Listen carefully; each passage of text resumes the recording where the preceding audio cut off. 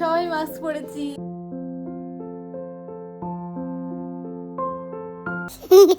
কাছাকাছি ঠেলে চাংলাই তোমাদের করতে। হ্যালো এভরিওয়ান, আমি সুস্মিতা। আমার নতুন একটি ব্লগে আপনাদের অনেক অনেক স্বাগতম। আশা করি সবাই খুব ভালো আছেন, সুস্থ আছেন, আর আমরাও খুব ভালো আছি। তো থাইল্যান্ডের ফুকেতে আমরা 2 রাত ছিলাম। এবার এই ফুকেত ছেড়ে আমরা যাব থাইল্যান্ডের অন্য একটা শহরে। ঘড়িতে তখন প্রায় ভোর 5টা থেকে 5:30 মতো বাজে। তো আমরা অনেক সকাল সকাল ঘুম থেকে উঠে রেডি হয়ে আগের দিনই সব ব্যাগপত্র রেডি করে রেখেছিলাম, কিন্তু ওই যা হয়, যাওয়ার আগে টুকটাক কিছু গোছানো তো থাকেই। তো সেই সব গুছিয়ে আমি আর রোহন তো রেডি হয়ে গিয়েছি। ঝটপট করে বেরোতে হবে, কারণ নিচে এখন ক্যাব এসে অপেক্ষা করছে। তো রোহন তো ওদিকে ব্যাগপত্র নিয়ে রিসেপশনে গেল, এদিকে কিট্টুকে আমি ঘুম থেকে তুলতেই পারছিলাম না, যদিও খুব খারাপ লাগছিল এত সকালে ওকে ঘুম থেকে তুলে নিয়ে যাওয়ার জন্য।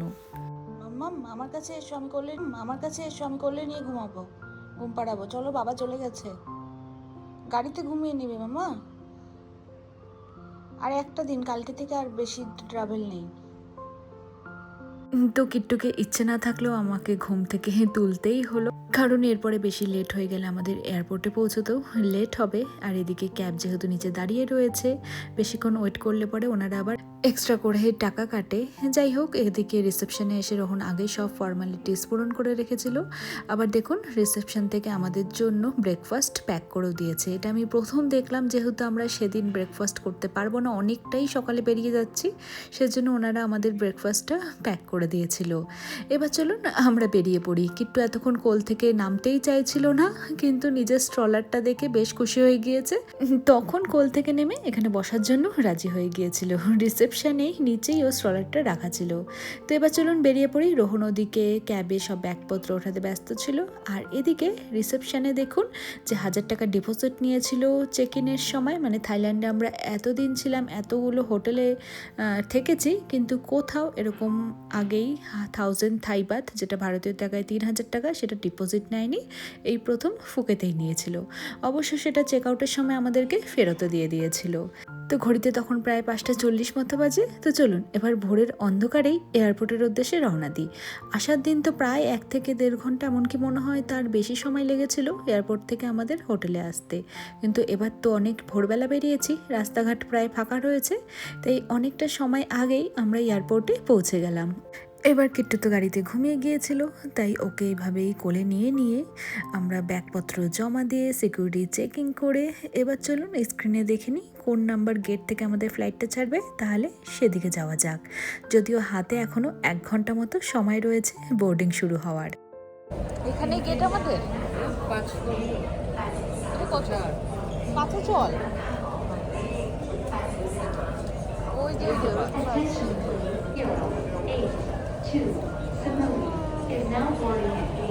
তো যেখান থেকে আমাদের ফ্লাইটটা ছাড়বে সেই গেটের সামনে চলে এসেছি। এবার সেই দিকটায় চেয়ারগুলো সব ফুল থাকায় তাই ভাবলাম একটুখানি আমরা পিছিয়ে যেদিকে চেয়ারগুলো ফাঁকা রয়েছে সেখানে গিয়ে বসি। আর এর মধ্যে মেয়ে উঠে পড়েছে। অনেকক্ষণ ওকে কোলে নিয়েছিলাম, তো ভাবলাম তাহলে একটু শুয়ে দিই স্ট্রলারটার মধ্যে, তাহলে ওখানে শুয়ে শুয়ে ঘুমোবে। কিন্তু যেমনি শুয়েছি অমনি উনি উঠে পড়েছেন। যাই হোক, এবার চলুন আমরা ব্রেকফাস্ট করে নিই।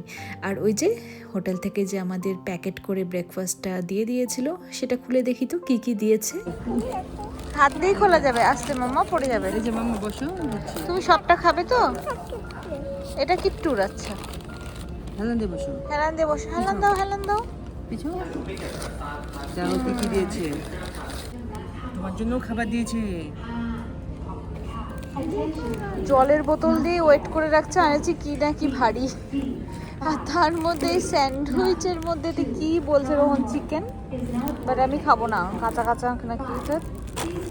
আর এটা কিট্টুর ক্রসও আছে, মনে হচ্ছে তোর ম্যাগি আছে। আমাকে মনে হচ্ছে এখান থেকে কিনে খেতে হবে ম্যাকডোনাল্ডস থেকে। কিট্টু আমি কি খাবো? কিট্টু হাসছে দেখ আমার কথা শুনে। কি খেয়ে থাকবো আমরা দুজনে? বাবা তো সব খেয়ে নেয়, আমরা কি খাবো? হ্যাঁ, কতগুলো। একটা মাম্মামকে দাও, তুমি একটা খাও, মাম্মা একটা খাও।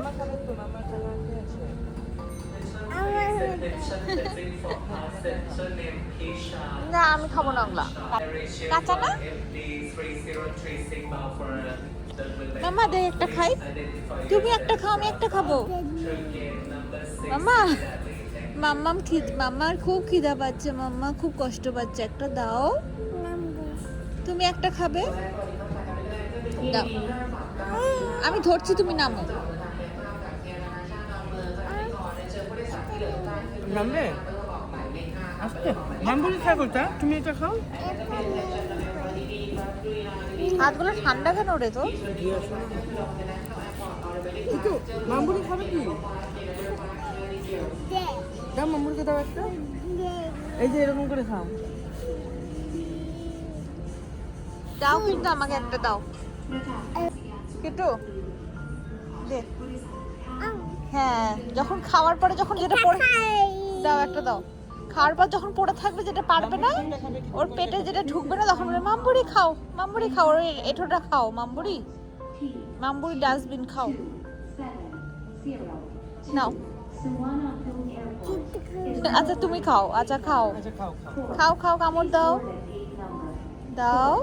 হ্যাঁ, না, কিট্টু তো মনে হচ্ছে না যে ব্রেকফাস্টটা আমাদেরকে প্যাক করে দিয়েছিল, তারপর যে ক্রোসও ছিল সেটাই আমি একটু খাবো ভেবেছিলাম, কিন্তু কিট্টু তো কিছুতেই দিতে চাইছিল না। এমনকি ও নিজেও এক দু কামড় ছাড়া আর খায়নি। যাই হোক, সেটা ওর জন্যই আমি আলাদা করে রেখে দিলাম। আমি ভাবলাম তাহলে এখানে একটা বার্গারের দোকান ছিল, সেখান থেকে তাহলে ব্রেকফাস্টে বার্গারই নিয়ে নিই, আর অন্য কিছু খাওয়ার তো অপশানই পাচ্ছিলাম না। আর যে হোটেল থেকে আমাদের প্যাক করে দিয়েছিল খাবারটা এত ভারী ছিল, আমি ভেবেছিলাম মনে হয় অনেক কিছু দিয়েছে, তবে জলের বোতল দিয়ে ওটা ভারী হয়ে গিয়েছিল। যাই হোক, দিয়েছে তো আমাদেরকে, তো সেটাই অনেক বড় ব্যাপার। তো ওখান থেকে একটা বার্গার নিয়েছিলাম, যেটা আমি অর্ধেক খেয়েছিলাম, আর পেটে জায়গাও ছিল না, যদিও বা সকালবেলা খুব একটা বেশি খেতে ইচ্ছেও করে না। তো কিট্টু তো সেদিকে ক্রোসও কিছু খাইনি, ভেবেছিলাম তাহলে ওকে ফ্লাইটে উঠে একটু দুধ খাইয়ে আবার ঘুম পাড়িয়ে দেবো। যাই হোক, ফ্লাইটে কিন্তু আমরা উঠেও পড়েছি, আর একদম সময় মতো ফ্লাইট ছাড়ার জন্য প্রস্তুত হয়ে গিয়েছে। ও ভয় পাচ্ছে, কোলে না কোলে না, এখন ছাড়বে না, বসো সিটে বসো। তুমি এখানে ঘুমিয়ে পড়বে, হ্যাঁ? যখন ফ্লাইট ছাড়বে আমি তোমায় কোলে নিয়ে নেবো।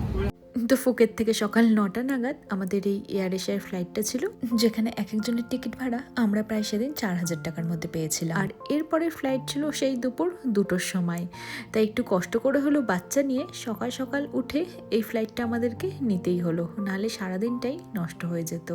যাই হোক, ফ্লাইট জার্নিটা খুব বেশি ছিল না, মাত্র 1 ঘন্টার ফ্লাইট জার্নি ছিল।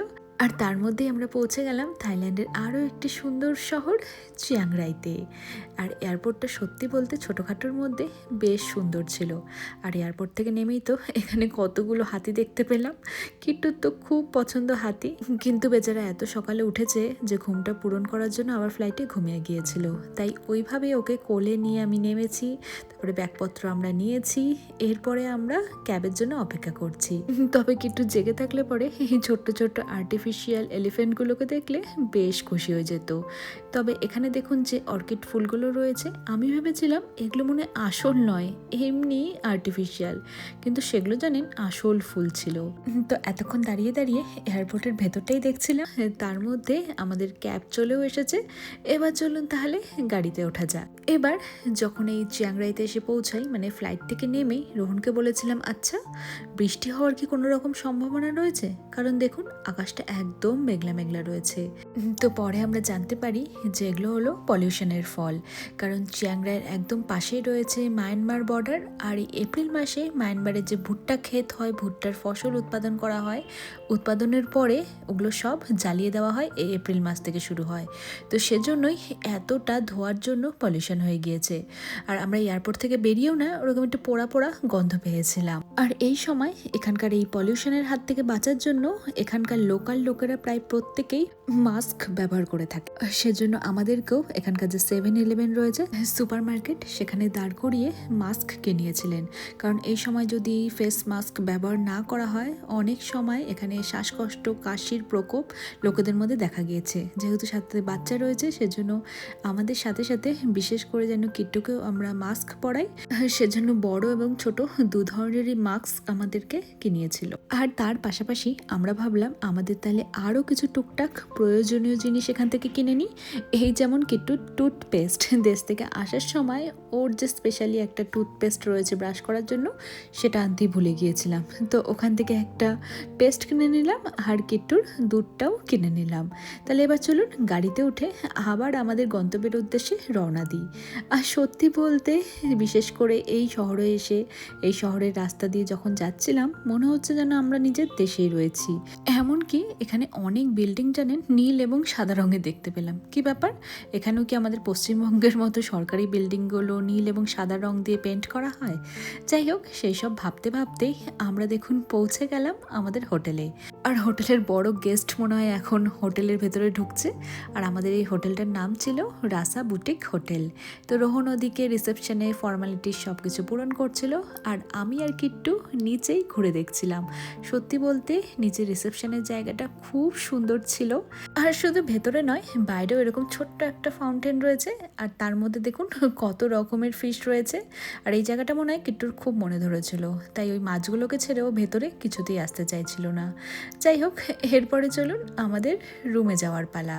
তো ব্যাগপত্র নিয়ে আমরা পৌঁছে গিয়েছি। এই যে দেখুন আমাদের দুদিনের থাকার জন্য সুন্দর একটা হোটেল রুম। তবে এই হোটেলের লিফট নেই, এমনকি সিঁড়ি দিয়ে যখন উঠে আসছিলাম তখন কেন জানি না মনে হচ্ছিল এটা কোনো হোটেল নয়, একটা গেস্ট হাউস। আর মনে মনে ভাবছিলাম রুমগুলো যে কেমন হবে, কোথায় যে থাকার জন্য রুম বুক করলাম ভগবান জানে। কিন্তু যখন রুমে এসে পৌঁছলাম তখন সত্যি বলতে রুমটা এত সুন্দর ছিল, ভুলেই গিয়েছিলাম এটা একটা বুটিক হোটেল। সব কিছুর মধ্যে একটা অ্যাস্থেটিক ভাব রয়েছে। তো এটা হলো আমাদের একটা সুন্দর রুম। রুমে কোনো আলাদা করে ব্যালকনি নেই, তবে রুমের বাইরেই রয়েছে সুইমিং পুল। তো আমরা এসেছিলাম অনেকটা আগে, ভেবেছিলাম কিট্টুকে নিয়ে পুলে যাব। তারপরে এটা ওটা করতে করতে দেরি হয়ে গেল, তাই ভাবলাম পুলে না নেমে বরং একটু রেস্ট নিয়ে তারপরে কিট্টুকে রেডি করিয়ে, আমরা তো রেডি হয়েই এসেছিলাম, বরং ওকেই ওই ঘুমন্ত অবস্থায় যেভাবে নাইট ড্রেস পরিয়েই নিয়ে চলে এসেছিলাম, তো ওকে রেডি করার দরকার ছিল। তো এবার চলুন ওকে রেডি করিয়ে দিই, তারপরে আমরা বেরিয়ে পড়বো চিয়াংরাই ঘুরতে। তবে আজকে পুরোটা তো ঘোরা যাবে না, আজকে অল্প ঘুরবো, কালকে বেশিটা। আর হ্যাঁ, এই যে আমরা এই হোটেল রুমে রয়েছি, এখানে পার নাইট রুম ভাড়া ছিল প্রায় 3000 টাকার মতো। তো আমরা রেডি, এবার চলুন সবাই মিলে ফেস মাস্ক পরে নিই। ওয়াও, পিঙ্ক কালারের মাস্ক কিট্টুর। বাবা পড়ো, সবাই পরে ফেলছি। আমরা সবাই মাস্ক পরেছি। কিট্টু দেখা, কিট্টু দেখা, কিট্টু একটু খুলেছে। না, একবার ঢেকে রাখতে হবে। হ্যাঁ, বাইরে কিন্তু ওকে গিট মারতে হবে। হ্যাঁ, গিট মেরে দিব, তাহলে টাইট হয়ে যাবে তোমারটা। তো এখন আমরা বেরিয়ে কি করলাম, কোথায় কোথায় গেলাম সেসব শেয়ার করছি পরবর্তী ভিডিওতে। আপাতত এই ভিডিওতে